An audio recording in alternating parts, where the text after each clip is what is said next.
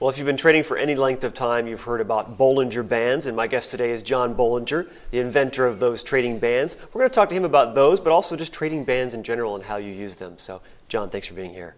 Oh, thanks so much for having me. Well, trading bands in general, how do they work? Well, trading bands are, I think, probably one of the most misunderstood of all technical tools. People think that they give absolute kind of buy and sell signals, that if you tag a trading band, it's automatically a sell signal. If you tag a band high or tag a band low. What trading bands really do is they don't generate signals in and of themselves. They give you some information. They answer a question. And that question is whether prices are high or low on a relative basis. So by definition, prices are high at the upper band. By definition, prices are low at the lower band. And it turns out that those definitions are really useful definitions, that we can use them to build rigorous trading approaches.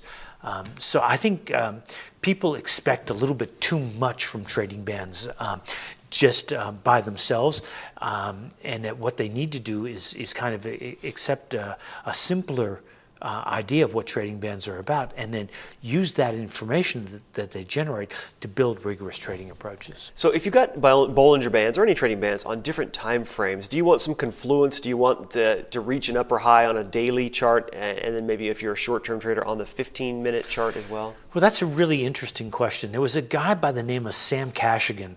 He wrote a number of very interesting statistics books. Literally college-level statistics texts. But his real passion was the markets. And a very, very long time ago, he designed a system called the Lennox system. It hasn't been around for forever.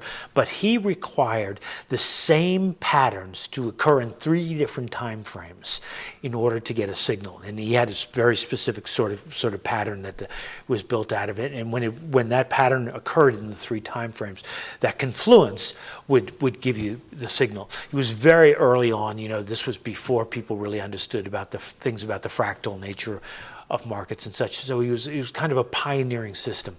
And we find that with Bollinger Bands, it's quite often the same. There are 2 ideas that seem very interesting.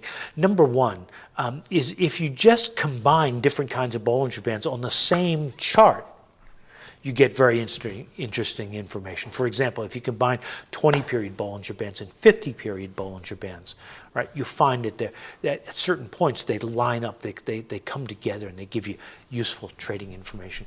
Another sort of thing is if you're mindful of the sorts of tasks that traders assign to different time frames, you can use Bollinger Bands in different time frames.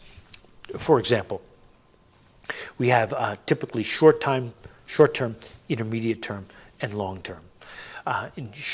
Intermediate term is the time frame which you do your primary analysis. It's the time frame which you make your buy and sell decisions and monitor your positions. Short term is used exclusively for executions, for getting the proper fills, for setting your stops and such like that. Long term is used for background information, for providing environmental information. So you might use, in the intermediate term, you might use 20-period Bollinger Bands on a daily chart to arrive at a buy or sell signal. In the long term, you might use 20-period Bollinger Bands on a weekly chart and only accept the buy signal from the intermediate term if you had a similar buy signal from the long term. So you could use the environmental information as a filter to guide your intermediate term operations. John, thanks for being here. Oh, my pleasure. You're watching the MoneyShow.com video network.